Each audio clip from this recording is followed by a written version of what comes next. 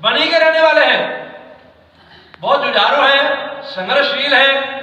बीच में कुछ ऐसी परिस्थितियां बनी, इनके पिताजी कांग्रेस के बहुत बड़े लीडर थे, 3 मंजिल मकान था, इनके पिता को उग्रवादियों ने मार दिया। लाश कई किलोमीटर दूर से मिली थी, कई दिनों के बाद मिली थी।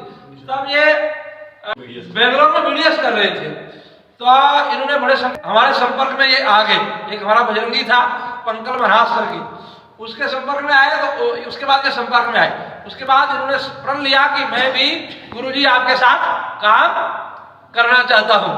तब से लेके आज तक बीच में बहुत सारी परिवार में परिस्थितियां भी बनी। अभी माताजी का भी देहांत हो गया, पीछे बनी बसोली में पाकिस्तान जिंदाबाद के नारे लगे, हिंदुस्तान मुर्दाबाद के नारे लगे, तो उस समय भी इन्होंने बहुत बड़ा रोल अदा किया।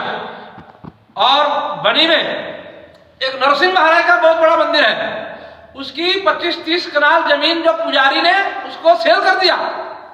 वो जगह बेचने के बाद वो पुजारी वहां ऐश करता रहा, लेकिन ये अकेले शख्स ने वहां बहुत बड़ा संघर्ष किया और उस भूमि को खाली तो नहीं करवा सका, बेच गया, लेकिन जो लोग वहां रह रहे हैं, जिन्होंने मकान बनाए, इलीगल तरीके से वो जमीन खरीदी, उनको कोर्ट की डायरेक्शन से उनको रेंट लगवा दिया। ये बहुत बड़ी बधाई के पात्र है, इन्होंने इतना बड़ा लगा हूं प्राण देने। तो बीच बीच में इनको भगवान की कृपा से हम लोग उत्साह देते थे, लेकिन ये लगे रहे, आज अपने मंजिल तक पहुंचे हैं। अभी राष्ट्रीय बजरंग दल के ये मेरे डिस्ट्रिक्ट प्रेसिडेंट भी रहे हैं, उपाध्यक्ष के लिए कुछ बढ़िया सोच रहा है कि ऐसे नौजवानों को और आगे लाना चाहिए। तो अभी इनको और मौका दे रहे हैं कि और 5-6 महीने के बाद इनको बड़ा दायित्व जो है संगठन केंद्र से विचार करके, अभी केंद्र में बात चल रही है, अभी हमारी केंद्र में बात चल रही है, जब केंद्र में बात फाइनल हो जाएगी तो इनको बहुत बड़ा दायित्व भी संगठन देने वाला है। मैं ये बोलना चाहता हूँ कि ये जो पशु तस्करी का मामला है, ये मैं सीधा सीधा आरोप नहीं, मैं एक बात बोलना चाहता हूँ कि ये सीधा सीधा प्रशासन की अनदेखी है। चाहे पुलिसिंग है, चाहे एडमिनिस्ट्रेशन है, एडमिनिस्ट्रेशन को देखना चाहिए कि ये पशु तस्करी हो क्यों रही है। अगर इतनी बड़ी फोर्सेस हैं, लॉ फोर्सेस एजेंसीज हैं, तो हमारी गौ माता के साथ ऐसा क्यों हो रहा है कि कोई भी तस्कर गाड़ी में लाके उसको सप्लाई कर रहा है। ये हमारी गौ माता है, हमने दूध पिए, ये हमारी माता है, हमारे देवी देवता इसमें वास करते हैं और हर बंदा इसी का दूध पी के पला बड़ा है।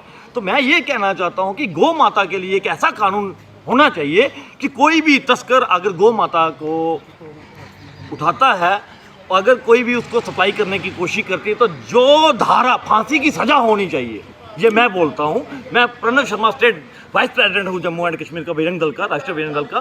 तो मैं कहता हूँ कि छोटा सा लॉ क्यों कि गाड़ी आज पकड़ी तो सुबह छोड़ दी गई, ऐसा नहीं होना चाहिए। जो कल्प्रिट्स हैं, जो ऐसा गंदी सोच रखते हैं अपनी माँ के लिए, वो जीने का अधिकारी नहीं है। और दूसरा ये बोलना चाहता हूँ, हमारा राष्ट्रीय बजरंग दल हमेशा वहाँ पे खड़ा होगा जहाँ समाज के साथ गलत किया जाएगा, यहाँ पशु तस्करी की जाएगी, यहाँ बहन बेटियों के साथ गलत किया जाएगा, जहाँ नशा तस्करी होगी, और जहाँ जितने भी मंदिरों में हमारी बैठक में आज हुआ है कि जितने भी मंदिरों को अवैध कब्जा किसी ने किया हुआ है, चाहे वो लोकल पंडित है या कोई भी है, उसको राष्ट्रीय बजरंग दल हमेशा मांग उठाती आई है कि ऐसे गुनहगारों को जो मंदिरों की ज़मीनों को हड़पते हैं, अपने फाइनेंशियल गेन्स के लिए बेचते हैं, जो हड़पते हैं, उन पे कानून प्रक्रिया होनी चाहिए। और जो भी इलीगल इंक्रोचमेंट्स होती हैं उस पे प्रशासन को रेंट, तो चलो अभी रेंट लगता है, लेकिन प्रशासन का दायित्व बनता है इलीगल को इलीगल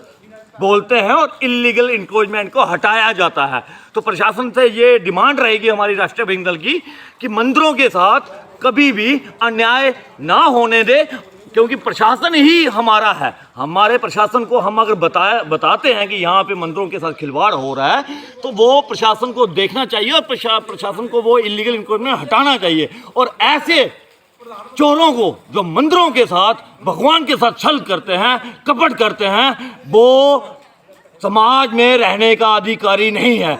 मेरा तात्पर्य वही है कि जब तक राष्ट्रीय बजरंग दल रहेगा, अंतर्राष्ट्रीय हिंदू परिषद है, राष्ट्रीय बजरंग दल है, वहाँ उनके होते मंदिरों, माँ बहनों के साथ, बेटियों के साथ गलत नहीं होगा और गौ माता की हत्या बर्दाश्त नहीं की जाएगी। जय हिंद, वंदे मातरम।